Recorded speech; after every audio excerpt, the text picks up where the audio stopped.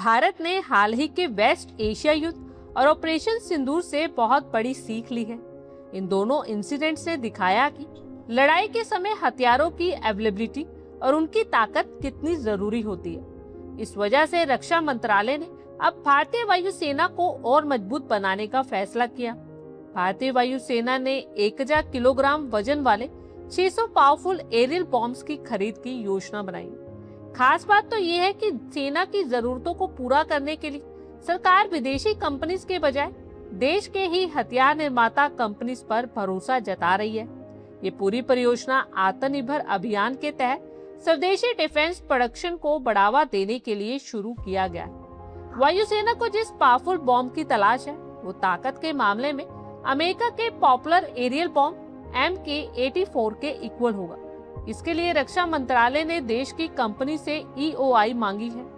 इस बम का फायदा ये होगा कि इसे भारत के तेजस और रफाल के अलावा रशियन और दूसरे विदेशी फाइटर जेट से भी आसानी से दागा जा सकेगा।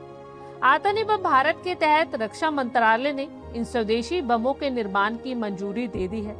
ये बम इतने पावरफुल हैं कि जमीन के कहीं नीचे छिपे दुश्मनों के अड्डों को भी पल भर में नष्ट कर देंगे। ये बंकर बस्टर बम दुश्मन देशों के लिए खतरनाक साबित होंगे। इसकी सबसे बड़ी खासियत यह है कि ये भारी मात्रा में विस्फोटक ऊर्जा जनरेट करते हैं।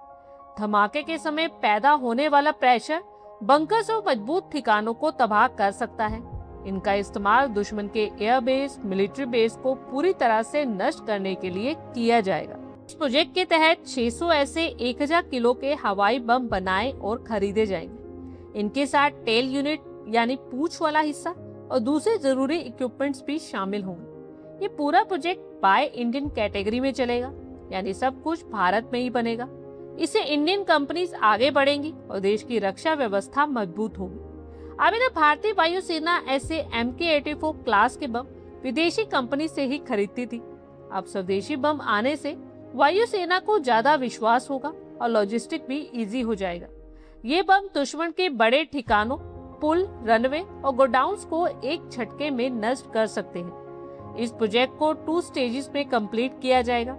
पहले स्टेज में 6 प्रोटोटाइप्स बनाए जाएंगे, जिनमें लाइव वाले और इनर्ट यानी बिना एक्सप्लोजिव वाले दोनों तरह के बम शामिल होंगे। इस स्टेज में सिंगल स्टेज कॉम्पोजिट ट्रायल्स होंगे और उसके बाद एयर स्टाफ क्वालिटेटिव रिक्वायरमेंट यानी ASQR की जांच की जाएगी। पहले स्टेज में कम से कम 50% स्वदेशी कंपोनेंट्स का इस्तेमाल जरूरी है। दूसरी स्टेज में एलिजिबल कंपनीज को कमर्शियल रिक्वेस्ट फॉर प्रपोजल यानी RFP जारी की जाएगी और टोटल 600 बम खरीदे जाएंगे।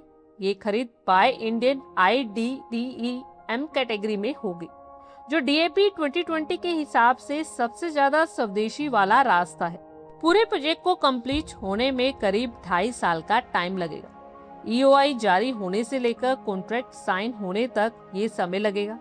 इसमें प्रोटोटाइप बनाना, यूजर ट्रायल करना, एनालिसिस, कमर्शियल प्रोसेस और एंड में कॉन्ट्रैक्ट फाइनल करना शामिल है।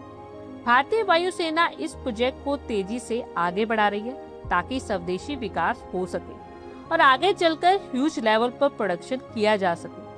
ट्रायल्स भारत में ही इंडियन एयरफोर्स यूनिट्स और तय जगह पर होंगे और तय इंडियन एयरफोर्स एयरक्राफ्ट्स पर ही इनकी टेस्टिंग की जाएगी। इससे लॉजिस्टिक एंड्योरेंस यानी लंबे समय तक हथियारों की सप्लाई आसान हो जाएगी। ये स्वदेशी 1000 किलो के बम भारतीय वायुसेना को हैवी फायर पावर देंगे। अब वायुसेना को विदेशी बमों पर निर्भर नहीं रहना पड़ेगा। इंडियन प्राइवेट कंपनीज भी इसमें हिस्सा ले सकती हैं।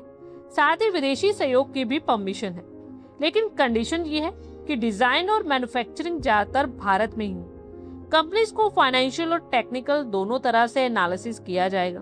उनकी इंजीनियरिंग कैपेबिलिटी, इंफ्रास्ट्रक्चर, इंटीग्रेशन क्षमता, स्वदेशी कंपोनेंट्स का परसेंटेज और जरूरी स्टैंडर्ड का पालन किया जाएगा।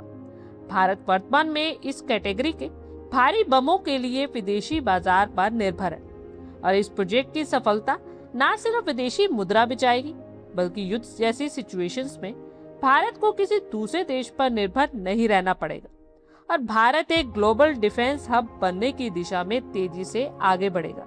आप लोगों की क्या कुछ राय है, कमेंट बॉक्स में शेयर करें। आई होप आपको हमारी ये वीडियो अच्छी लगी होगी।